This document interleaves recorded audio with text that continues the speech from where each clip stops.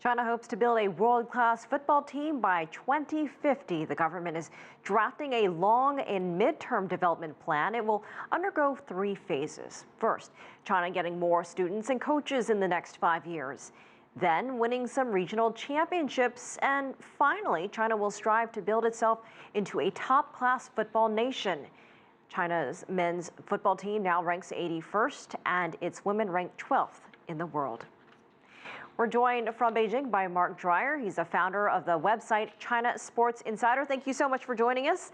What do you think of this 30-year plan to become a world superpower in football? Have you seen or heard anything like it? Well, it's important to remember that it's not entirely new, because a year ago there was a reform commission led by President Xi Jinping that announced pretty much the same thing. The main difference, I think, was that was taking more of a 20-year view. This is taking an even longer-term view, which is a very good thing because it's a very long process. There's no shortcut to becoming a world superpower in soccer, so that's a very good thing, I think, as far as China is concerned, as long as it, of course, can stay the course. Well, some of the targets, 50 million players in just 4 years from now, winning the World Cup in 15 years. How realistic are these goals? And you mentioned it, but what are some of the challenges?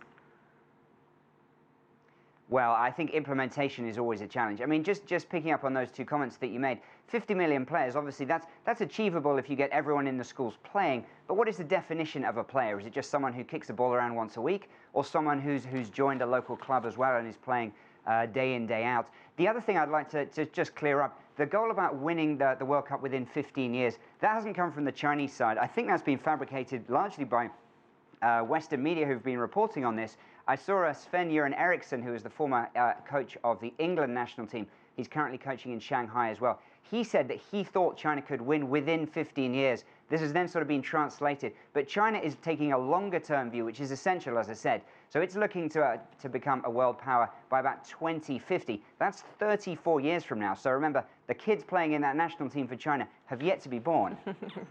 Good perspective there. You know, President Xi Jinping, you mentioned him. He's a huge football fan. He visited Manchester City when he was visiting the UK last year. How much of an impact can he have in the sport? And what kind of buzz are you hearing in the sporting world?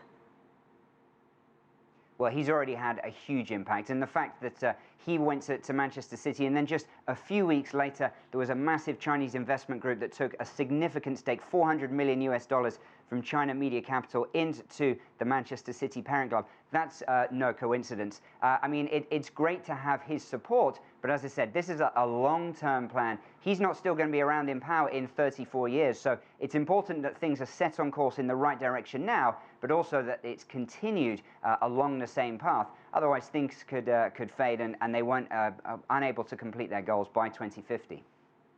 And, you know, we see this in world football all the time. Elite players moving all over the globe to play Premier League football. They play professionally. Could we see some of these players one day moving to China to play? Well, we're already seeing a lot of very, very good players. In the transfer window earlier this year, we saw some massive transfer deals, and the spending, which no doubt many people have heard, trumped even the English Premier League for this particular transfer window. This was due to many reasons, but not least the massive new TV broadcast deal that was signed for the Chinese Super League.